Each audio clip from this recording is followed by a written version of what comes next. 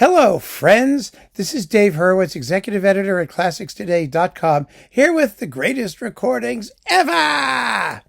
Now, we've already talked about this work once in this series. It's Holst, The Planets. And one of the greatest recordings ever is Carillons with the Vienna Philharmonic on Decca, an amazing performance that some of you actually had the unmitigated temerity to poo-poo and suggest was not the greatest recording ever. Well, you're all wrong. You're full of crap. It's amazing. And if you don't hear it, well, you're deaf or something's wrong with you. So, but, we often include multiple recordings of the same work if it's been recorded a billion times and it's amenable to varying interpretations. And The Planet certainly is that in both cases. And so we have another of the greatest recordings ever of Holst the Planets, and it's this one. Charles Mackerras with the Royal Liverpool Philharmonic.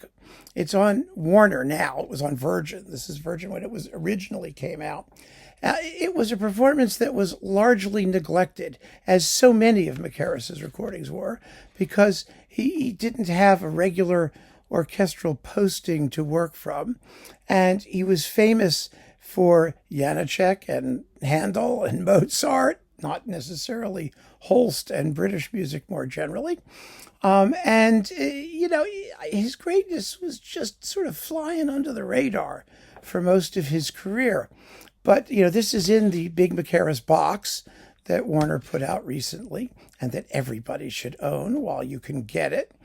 And it is an amazing interpretation for all the reasons that Mackerras was a great conductor. It's true, the Royal Liverpool Philharmonic, which is a very good orchestra, is not like the brass section of the Chicago Symphony, but they have very good brass. They certainly can play the piece. But the point is that a great conductor can turn them into something amazing, as Mackerras certainly does here. And the performance has just an endless panoply of virtues. First, rhythm. This piece is all about rhythm. It really is. Mars is in 5/4. So is, Neptune, the last one. Yeah, that's the one. Neptune. Slow 5/4 versus quicker 5/4. There's a lot of compound meter, a lot of syncopation.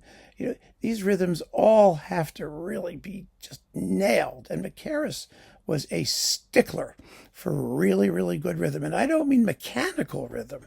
I mean rhythms that are lively and uplifting and that always move properly. And you hear that all over this performance. You start with Mars. Mars, yes, Mars.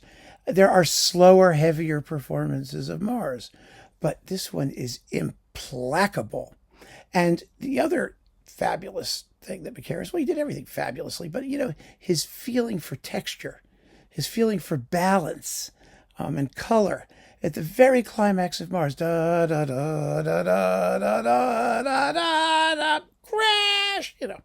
First of all, he times the climax perfectly, but you can hear the orchestral layers adding in, and the climax is really the climax. It's like the loudest part. And you can hear the various orchestral sections combining to make that final last scream of agony. You hear the organ part, well balanced, but present. It's just a phenomenal, phenomenal performance. So then you get to Venus. Venus is usually boring because it's peace and peaceful. It needs to flow. It just has to flow. And this flows. It floats. It's lovely. It's not a particularly quick performance. It's 8 minutes long. But it has beautiful, beautiful, peaceful movement. You don't die. Mercury is a bitch. It's in really fast compound meter. And there's a rhythm in the middle of it that's chomp, chomp, chomp, chomp, chomp, chomp, chomp, chomp, chomp, chomp, chomp, chomp. I was trying to play that at the Glockenspiel at a performance with the Stanford Symphony. I never got it right. Andor Toth, the conductor, was having a nervous breakdown. I don't think he got it right either, by the way. But we were getting it wrong in different ways. And he was the conductor, so that's what happens. They get it right here. Jupiter is jolly and wonderful. The big tune is full of bon ami and good humor. It's delicious. Saturn is another inexorable build to just a huge, powerful, grinding climax. And in Uranus, it's Uranus. I don't care what anyone says about it. In Uranus, the magician, oh, what a wonderful, wonderful, funny, and outlandish portrait Mackerras provides. I mean, the big climax there, you hear the organ glissando. I mean, it's the best moment you've ever heard in that particular spot because it does exactly what's supposed to happen. It's a whoop, and then the guy disappears, the magician. That's exactly what Mackerras does. It's so colorful and so graphic. And then, of course, we have Neptune floating away with the beautifully balanced female choir in the back. And as a bonus, you get an absolutely smoking performance of the ballet music from The Perfect Fool. I mean, it's all splendidly recorded, and it just goes to show that, really, and probably any of Mackerras' recordings could be the greatest recordings ever. But this definitely deserves to be there. And if you haven't heard it, go find it, go listen to it, and you'll hear exactly what I'm talking about. I guarantee. So keep on listening, friends. Thanks for joining me. Take care.